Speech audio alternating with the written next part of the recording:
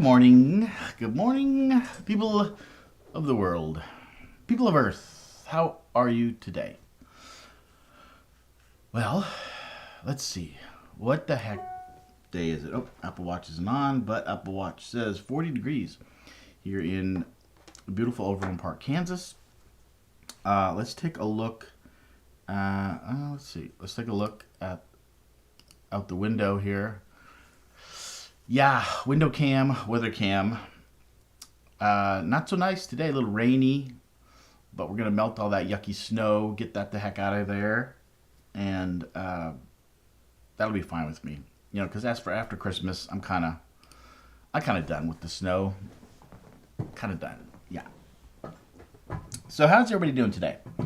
We're gonna talk about archetypes today. We're gonna talk about the hero's journey, of course, but more specifically archetypes, and we're going to figure out what the heck they are and why would we want to use them in our lives. So stand by.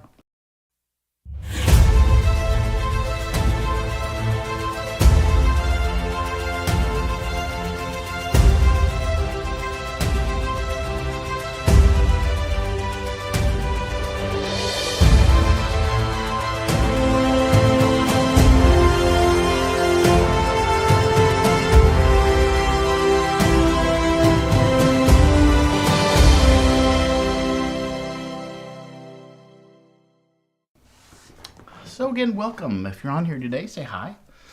It's always customary on lives to say hi. How you doing? I don't see who's on until you say hi to me. So just pop in, say hi. What's going on? If you're new, where you from? Where you're tuning in from?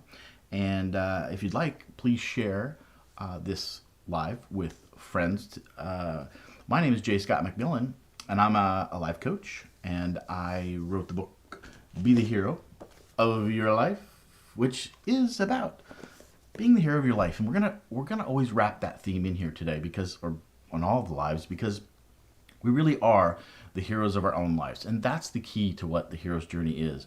It isn't about being a grand hero saving the world. It's about being the hero to yourself. And that entails basically being true to yourself, being who you are, and living your most authentic life, and finding your purpose if you can, finding your passion and your purpose, and then living that out day to day. And that's really what we want to talk about here. And if anybody feels like that's their calling this year in 2021, to really be authentic, to find themselves, connect with me.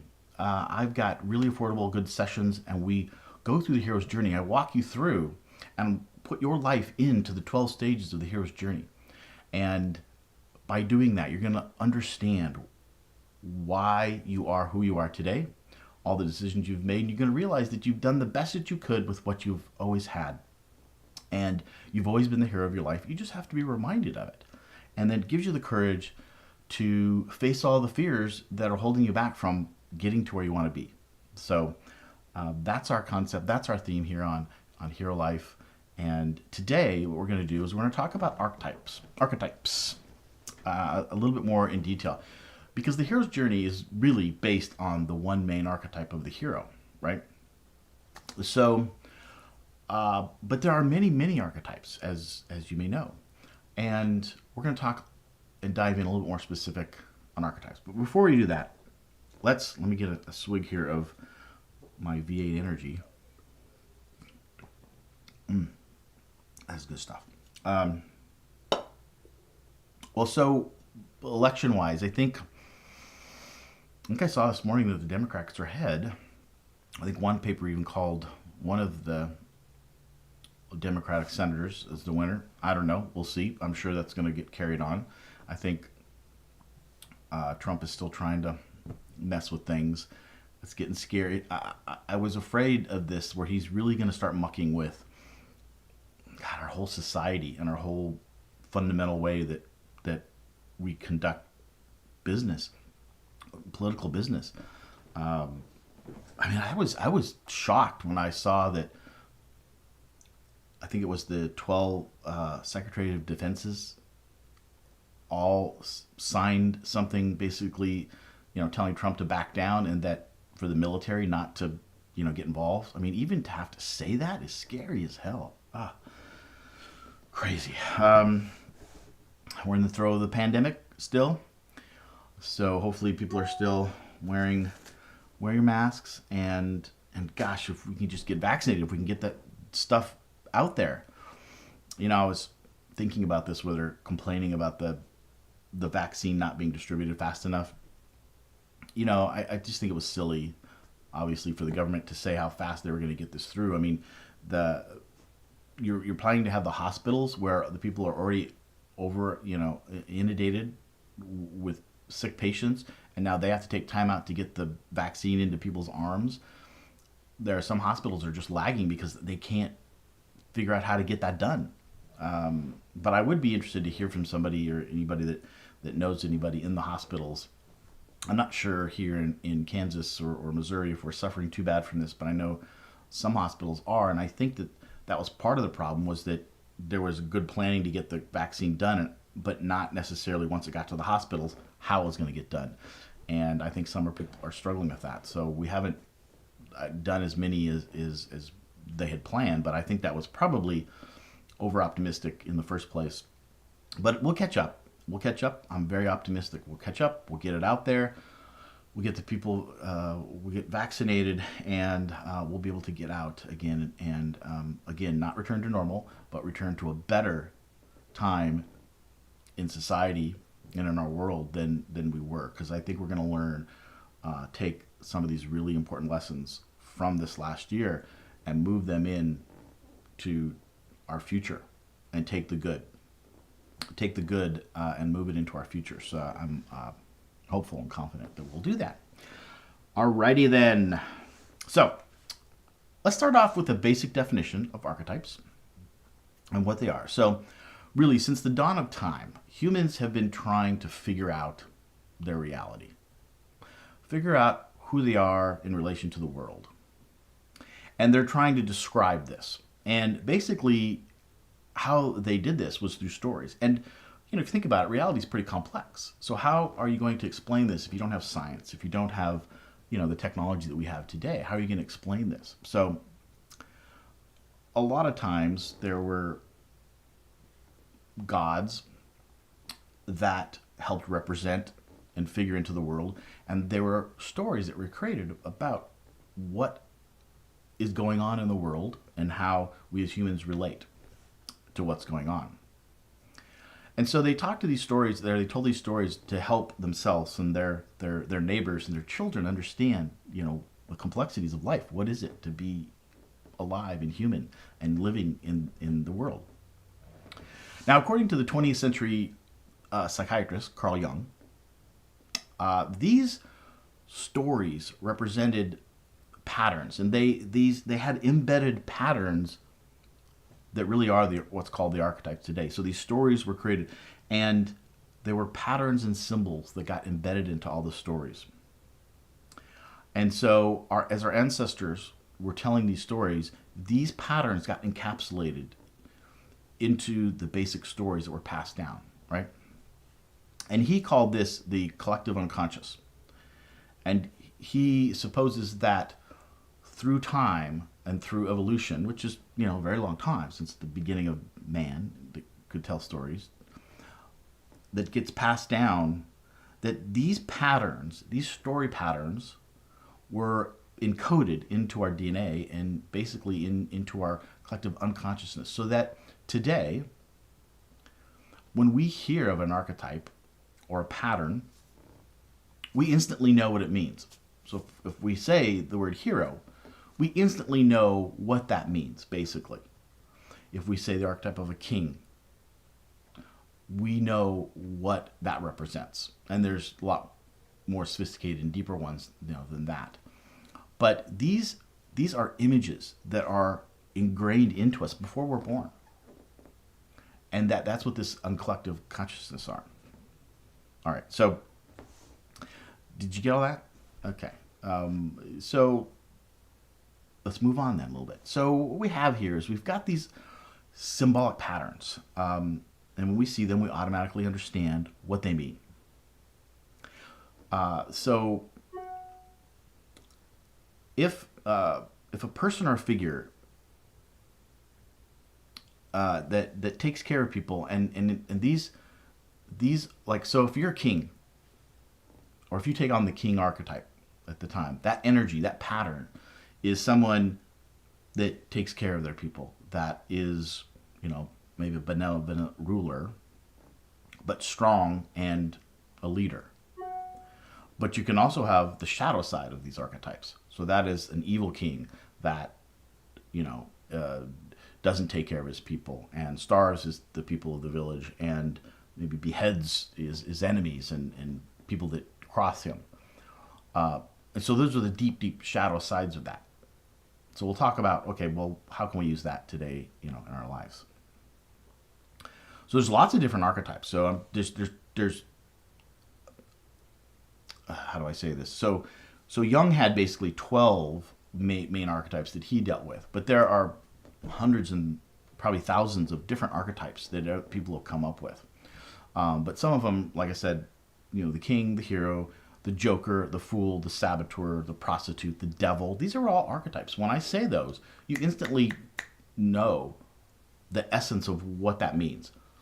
And if you put that into an energetic pattern, you can start to see that how you could use these and say, well, if I'm acting like a fool right now, or I'm taking on the fool energy, it doesn't necessarily mean that it's a bad thing, actually. And we're going to talk about the details of all these archetypes and go through like what are all the characteristics of the fool archetype. And really, the fool archetype is happy-go-lucky, willing to just uproot and just take off and go explore the world, and in this sort of foolish but more really what's the word, just open and up for whatever. And so when you are behaving that way, we all know what that feels like, to have that point in time where we're just going to throw caution to the wind. We're just going to go for it, and we might be taking on that energy of the fool. So sometimes these archetypes can help us understand that. And so what it means is that, why is it important to know that? Well, because it's common. Everyone's done it since the dawn of time, right? And so if you're beating yourself up like, oh, I didn't take that seriously, or I had to have this time where I just went out and just was, carefree. Well, that's okay. That's normal. We all do that. Everyone's done that. Everyone takes that on at certain times in their life.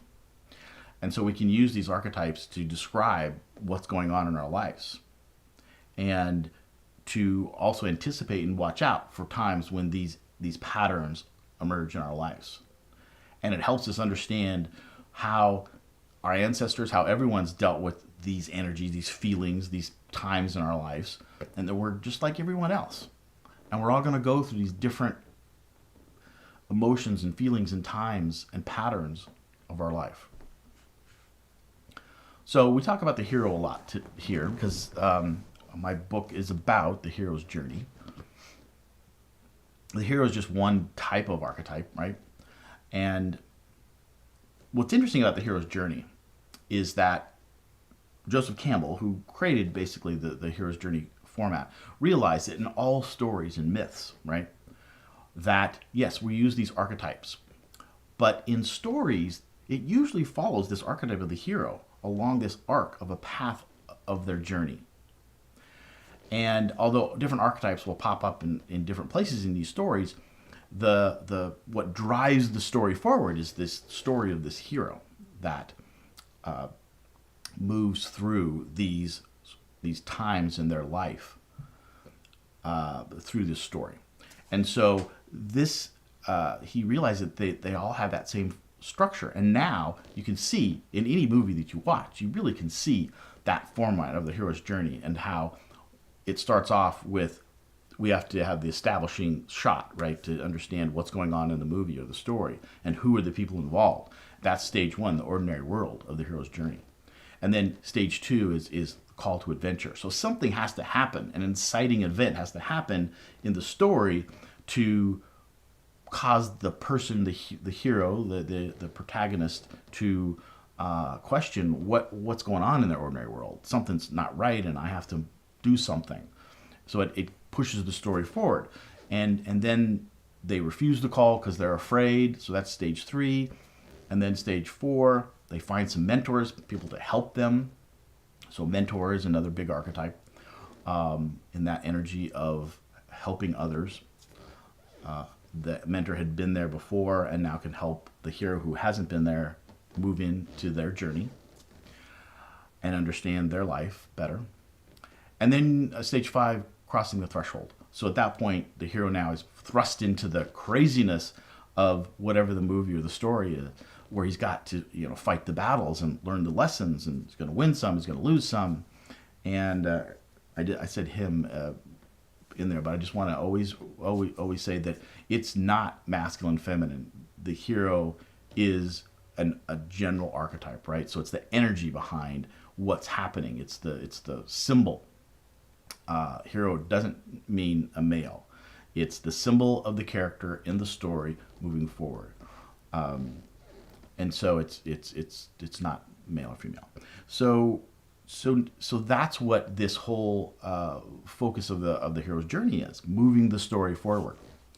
So what I did when I came across the hero's journey was I realized that my life had unfolded just like these heroes that I see in the movies. And I realized that we're all like that. And that's really the essence of what archetypes are. It's these patterns, these symbols that we all share. And so I put my life into these 12 stages of the hero's journey. Let me grab this. And so I put myself into these 12 stages. And I said, what was I doing at this period of my life? What was my ordinary world? What was my call to adventure? Why did I, or when did I, refuse the call? And when did I get the courage then to cross the threshold into the unknown world where I had no idea what the hell was going on, but I had to figure it out? And we all do that in life, right? That's what we all do. We go on a journey and we figure shit out. And when we learn it, we come through to find the reward, the treasure. And for most of us, that's usually understanding ourselves better. But you can also apply this to very specific things, like I'm trying to find my partner, my mate, my soulmate. And you may be working through that and having dates and having relationships, and they're not working out, and you're learning, and eventually you figure it out and you find that person. You figure out who you really are, and you can be authentic, and you attract the right person into your life. And you find them, and you've gone on that journey. And the treasure is to find that mate. But you're not done with the hero's journey because there's 12 stages. That's stage 9, finding the reward. So you've got to come back full circle. You've got to bring back that treasure, that knowledge, that quest, what you learned on that, back to the beginning where you started. And in stories and in mythology, that was always bring the treasure of finding the gold or slaying the dragon and getting the ring or whatever it was back to the village to celebrate and to maybe bring the riches back to the village, but also tell the story of the journey that you were on so that others can learn and be inspired and take their own journey. Sip of tea here. So good morning. You still with me? Kind of just floating along, zooming along here about Hero's Journey archetypes this morning. Any questions so far? Why would do you understand the essence of why the hero journey can be important in your life and why archetypes matter? It's taken me a long time to figure this out, and I'm still learning. I'm really learning now about more of the archetypes because I really focused on the hero for a long time. And I'm really diving into deeper exploration of all of the archetypes and how we can use those to really understand ourselves and to really understand our journey. So for me, it's still all about the journey because, that's what I fundamentally believe, and it's helped me so much when I realized my life is a hero's journey, and that when I finish one, it's always a circle, right? And then we come back, to stage 12, and then we start a new journey on a better, deeper, higher level that we learned on this journey. And I also learned that you can have many different types of hero's journeys. You can have small ones that might be encapsulated into a month or a year of an event that you go through all these 12 stages in this one event. Like maybe a marriage, maybe getting married, to that point where you find that mate or whatever, and then you get married, and that's that journey. And then you start a new one. But I also find that you can really relate your whole life to a hero's journey. And and kind of span it all out. In your youth, you're at the beginning, the ordinary world, and then you're on your journey learning. And the interesting thing about it is that when you look at it in this holistic way of your whole life, it really starts to take on, the meaning of who you are today based on what has happened in your life in the past. And when you realize that these are just stages of a universal hero's journey that we're all on, that you don't have to beat yourself up for maybe some bad mistakes that you made or some decisions that you made. This was just part of the journey. You did the best that you could with what you had at the time. And, I really am talking to myself when I say that, because it's really a constant battle still. It's nothing. You never just figure shit out in your life and it's done and you're good to go. It's always figuring stuff out, going to that next level, taking that journey, going to one stage to the next, learning what you need to learn there, taking it to the next stage, taking what you learned in one journey, taking it to the next journey. But I'm constantly having to struggle with that I'm not good enough syndrome, and that sabotages some of my successes even today. And I always have to go back to that and look at my hero's journey and say, gosh, this is what happened when I was 14 or whatever. And boy, from that event, I made this decision that I'm never going to trust anyone anymore, or that I'm just fundamentally not as good as my friends are, or because I didn't make the baseball team or something, and it just really affected me. It's a true story. I remember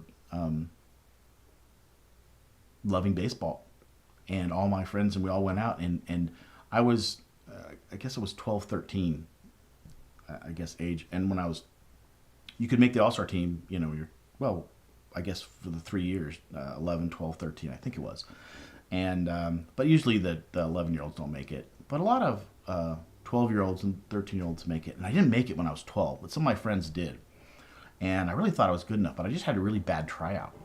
And I remember being devastated because I really loved baseball. And the next year, but what it did, right, and this is interesting to go back and look at these lessons. So what it did, though, for me, and this was a good thing. I've had them in the past where they haven't worked out so good, but this was like I worked really hard that next year. I was going to make sure I made that baseball team, that all-star team, when I was 13, and I worked really hard, and I did, and I made it, and I really was at the top of my game, and probably the number one recruit that year. I'm 13, this is 13, but this is big stuff in a person's life, right? But I remember being an asshole when I made it, and talking to my friends and basically just gloating, and bragging. And I look back at that and think it's not, I'm not proud of that moment now, but so it's an interesting life lesson, and it's just part of that journey. It taught me, if you fail, you've got to work harder and get up there. But there have been other times and other parts of my journey where I've just been defeated, and I think I carried with me some of this defeatist attitude into my adult life.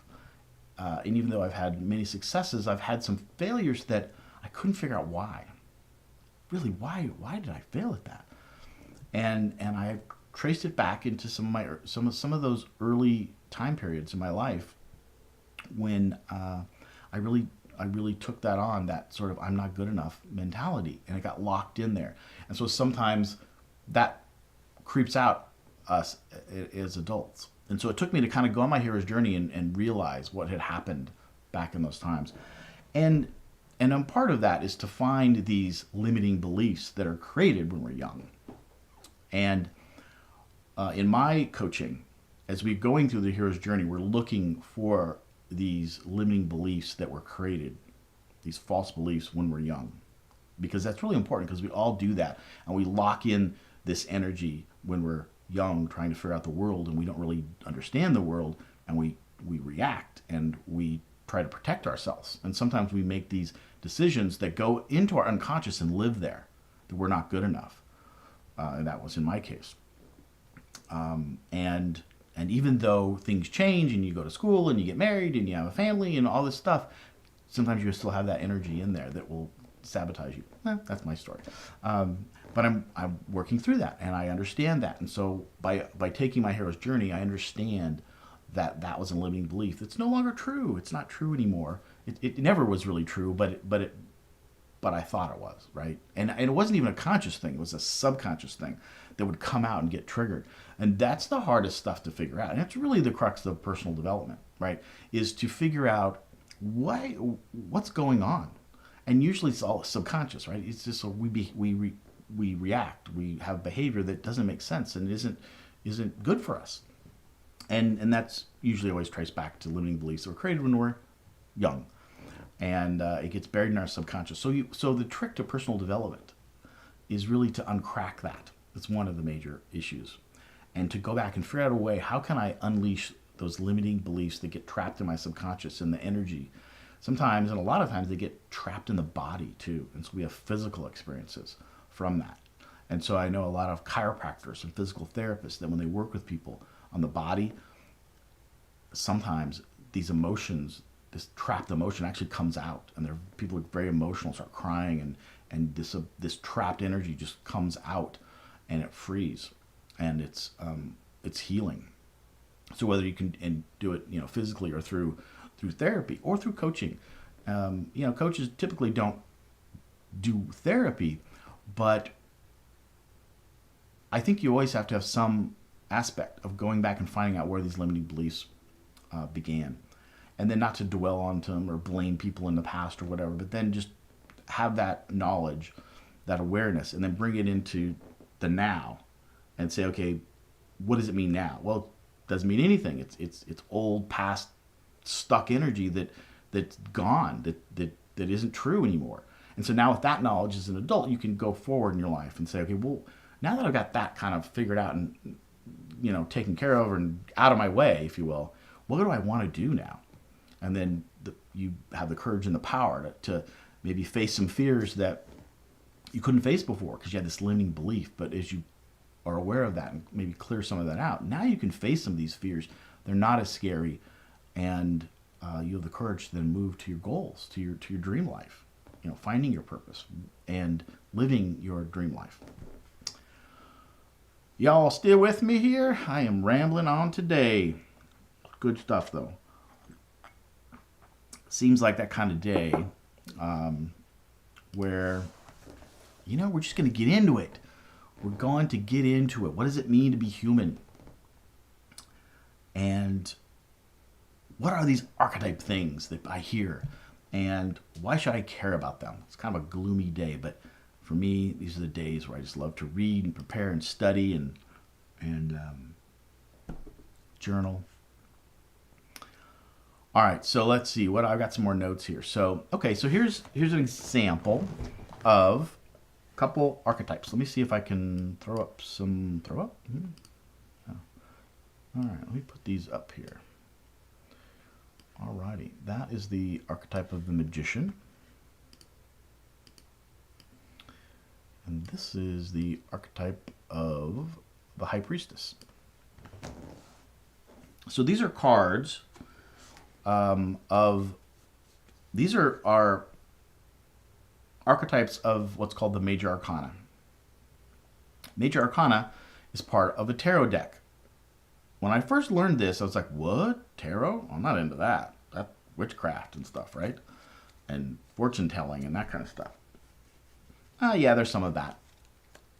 But they're really about archetypes. Well, at least the first 22 cards of a deck are. There's the other 54 cards of a tarot deck are more about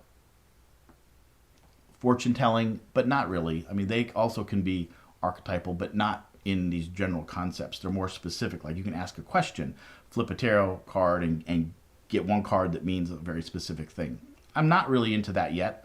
It's interesting stuff, but it's not my gig right yet. My gig is to talk about the archetypes. The first 22 cards of the major arcana are these major archetypes. So the first two in this deck of 22 is the magician and the high priestess. And so what is it? What can this mean for us? Now I'm only going to get into the very, very beginning of what these cards mean and how we can use them to help us understand our lives better. because there's lots of detail you can get into this stuff. You can take this stuff into some really nitty-gritty stuff. But today we'll just high level it, and then we'll see where we go from there. So the masculine and the feminine, two energies that we deal with every day in our lives. And it helps us to have an understanding of the masculine and the feminine in each of us and in our partners, and how the ebbs and flows of the masculine and feminine energies work in our lives. So these cards can help us that, because these represent, among other things, the masculine and the feminine.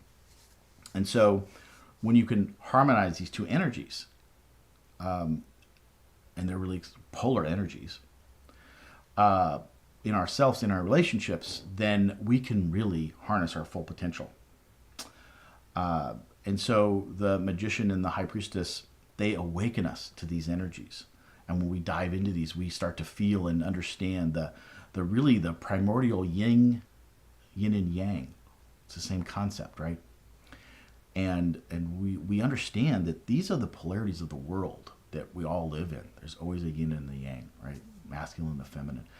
But it's the connection and the harmony of both of these together that really allow us to flow. Because if we're stuck in one or the other, it's not as good. The life doesn't flow as good. The energies don't flow. But there are times, right? There are times when you want to be in your very much masculine or you're very much feminine. And so it's just kind of understanding when those times are appropriate and the flow of that energy. So the magician really helps us draw out that spirit of pulling the energy down from the heavens and creating. So you can see he's reaching his wand up and he's pointing down. And so he's reaching up into the heavens for the power, and then bringing that power down to earth, to us, to the living beings. So he's bringing the spirit, the energy of the heavens, of the spiritual, down into our lives to help us live our lives better. And the high priestess helps us connect with this inwardly, with the spirit of our inner self, and helps us deal with our subtle body and our consciousness. So you've got that power of the masculine, and you've got on the feminine side, the inner connectedness of the inner world. So this is just a taste of these two cards and what this kind of stuff can start to mean to us. So in future episodes and in more YouTube videos, I'm going to start to detail specifics of these two archetypes and of the 22, and we'll dive into well, there's tons of them. So this is a deck by Carolyn Miss that you may or may not know. She is very much big into archetypes, and her huge deck of all these different archetypes, lots of them. And so, but what she says is that I think, there's 12. Each of us imbues 12 specific archetypes that are our particular archetypes in the world. And so in her study, you identify what are your 12. And then also, I believe there are 4 that are even more major to our lives. So I'm still actually learning her method. Soon I'll be able to go through and share it with you guys, the specific. But just flipping through some of these, the visionary, the victim, the artist, the student, the avenger, the destroyer, the fool, the knight, the messiah, the networker, the priest, the rebel, the servant, the virgin, the trickster, the storyteller. These are all archetypes. These are archetypes. I always kind of say that wrong. My daughter always reminds me when I say archetype. It's definitely not archetype. I've heard somebody call it an archetype. That's not it. But it's archetype. So you can see there's just so many of them. And I just find it fascinating because you can just tap into these. And they are, when you say the word mystic, you just know what that means, generally. And so what's cool about that is that even though we know, like I can say any of these, I can say virgin, teacher, you instantly know what that represents. And so that in itself is powerful. because if you think about it, in all our language, we're always talking, saying these things. But on a deeper level, it's like your teacher, people that are called to be teachers. Well, what does that really mean? What kind of person are they? What kind of energy do they connect with? And then we also have many of these. So we're a teacher at one moment, and then we're a visionary at the next moment. We're an artist. We're a liberator. At some point. It's just all these different archetypes and the energies of them. So 2021, I'm going to be diving into this deep, and I'll be sharing it with you, along with the hero's journey, because that's still the crux of the study and the work that I do and the work that I help people with. But we're going to dive into some of these deeper archetypes to also do the same thing, which is to understand our lives better through metaphor, through story, through mythology. Because through the dawn of time, that's how humans have tried to figure out who they are and what they are in relation to the world. Now we have science that tells us a lot, but there's energies of these archetypes are universal, and they've been around forever, and they continue to really work in our lives. So that's what we're going to be still continue to go into. I hope you enjoyed our little, just a little taste of the archetypes today. These are two of the big ones. I've got something here. I don't know if I can show you this. Let me show you. Oh, this isn't the final picture. Oh, that's a terrible one. Hold on. Oh, I don't have it. But that gave you a glimpse. I took some portraits of myself really when my beard was really long, and I have some of the archetype of the magician and the wizard, but I love knowledge, I love research, I love knowledge, I love to help teach, I love to help people understand new concepts and new metaphors, and that archetype of the magician really resonates with me. So that I'm going to create a photograph of that. So I'm working on that photograph now. I'd love to actually create my own, deck with portraits. We'll see how that goes. But I started with myself. So I'll be playing with that in the next couple of months in Photoshop and trying to come up with a fun concept of the magician. And, because that's the energy that I like to take on. And so kind of a fun project. So anyway, so thanks for joining today. And remember to be the hero of your life, because you really are the heroes of your own lives. And I'd love to talk to you if you'd like to talk more about your own hero's journey, how you can take your hero's journey, and what it can mean in your life. So thanks for joining. We will see you next time on Hero Life Hump Day.